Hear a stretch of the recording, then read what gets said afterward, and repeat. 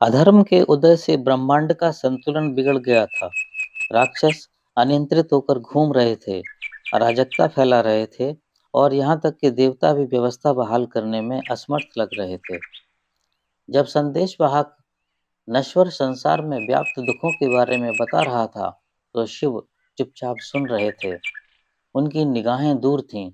उनकी बगल में बैठी पार्वती ने अपने पति के भीतर उठ रहे तूफान को महसूस किया। उस रात जब चांद ऊपर चढ़ा, शिव अपने ध्यान से उठे। बिना कुछ कहे वे उनके निवास के पास खुले स्थान पर चले गए और तांडव शुरू कर दिया। विनाश का दिव्य नृत्य विनाश का दिव्य नृत्य। जैसे ही उनके पैर जमीन पर पड़े, पहाड़ हिलने लगे और आसमान में अंधेरा छा गया। हर हरकत से एक जबरदस्त ऊर्जा निकलती थी। उनका शरीर ब्रह्मांडीय क्रोध का एक माध्यम था। तांडव सिर्फ एक नृत्य ही नहीं था, यह शिव के क्रोध का प्रकटीकरण था। एक ऐसी शक्ति जो दुनिया को नष्ट करने में सक्षम थी। पार्वती दूर से देख रही थीं। उनका दिल चिंता से भारी था। वह शिव की विध्वंसक भूमिका को समझती थीं, लेकिन वह उनकी अनियंत्रित शक्ति के परिणामों को भी जानती थीं।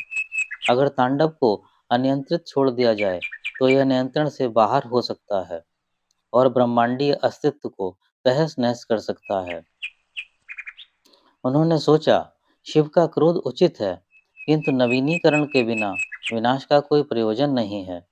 पार्वती के भीतर पालन पोषण करने की प्रवृत्ति जाग उठी। वह संसार को शिव के क्रोध में भस्म नहीं होने देना चाहती थी। जैसे ही शिव का नृत्य उग्रता की ओर बढ़ा, पार्वती आगे बढ़ी। उनकी उपस्थिति शांत और दृढ़ थी। वह अपने दिव्य रूप में परिवर्तित हो गईं, शक्ति की ऊर्जा बिखेरते हुए परम स्त्री शक्ति। उन्होंने पुकारा, शिव। उसकी आवाज कोमल और आज्ञाकारी थी। आपका तांडव एक शक्तिशाली शक्ति है, लेकिन इसमें संतुलन की आवश्यकता है। मुझे भी आपके साथ शामिल होने दें, क्योंकि साथ मिलकर हम ब्रह्मांड में सामंजस्य ला सकते हैं। जैसे ही पार्वती के शब्द शिव के पास पहुंचे, उनकी गति धीमी हो गई। वह मुड़े। उनकी उग्र निगाहें पार्वती की शांत निगाहों से मिलीं। उन्होंने पूछा, क्या तुम्हें आज अराजकता नहीं दिखती जो विनाश की मांग करती है? उनकी आवाज गरज रही थी। पार्वती ने जवाब दिया, हाँ प्रभु, लेकिन सिर्फ विनाश ही काफी नहीं है। जिस तरह नई फसल उगाने से पहले मिट्टी को जोतना पड़ता है, उसी तरह आपके नृत्य को भी नवीनीकरण से संयमित होना पड़ता है। मुझे आपके तूफान का मार्गदर्शन करने वाली शांति बनने की अनुमति दें। पार्वती शिव के नृत्य में समा गईं। उनकी लय तरल और सुंदर थी। साथ मिलकर उन्होंने एक नया तांडव शुरू किया, जिसमें विनाश और सृजन को एक ही सामंजस्यपूर्ण लय में पिरोया गया था। पहाड़ों का कांपना बंद हो गया, आसमान साफ हो गया और ब्रह्मांड की ऊर्जाएं फिर से एक हो गईं। पार्वती की पोषण करने वाली उपस्थिति ने शिव की तीव्रता को शांत कर दिया।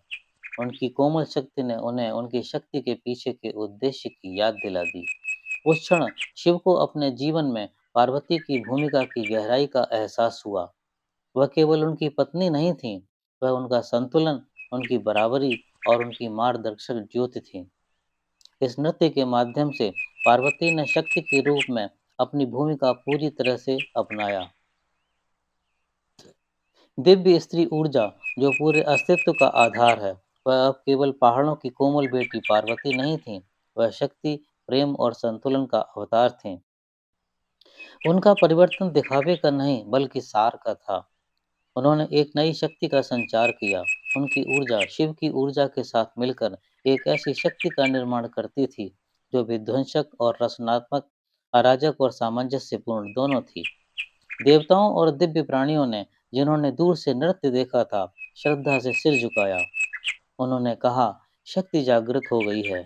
उन्होंने एक ऐसी शक्ति के उद्भव को पहचाना, जिसने शिव को पूर्ण किया और ब्रह्मांड में संतुलन बहाल किया। नृत्य समाप्त होने के बाद शिव और पार्वती तारों के नीचे एक साथ बैठे। उनकी ऊर्जा अब शांत और संरेखित हो गई थी। शिव ने कहा, पार्वती। उनकी आवाज नरम हो गई। तुमने मुझे वह दिखाया है जो मैं अकेले नहीं देख सकता था। तुम मेरे तूफान में शांति हो, वह प्रकाश जो मेरे अंधेरे को शांत करता है।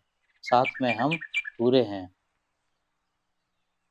पार्वती जी ने उत्तर दिया, और आप वह शक्ति हैं जो मेरी शक्ति को जागृत करती है।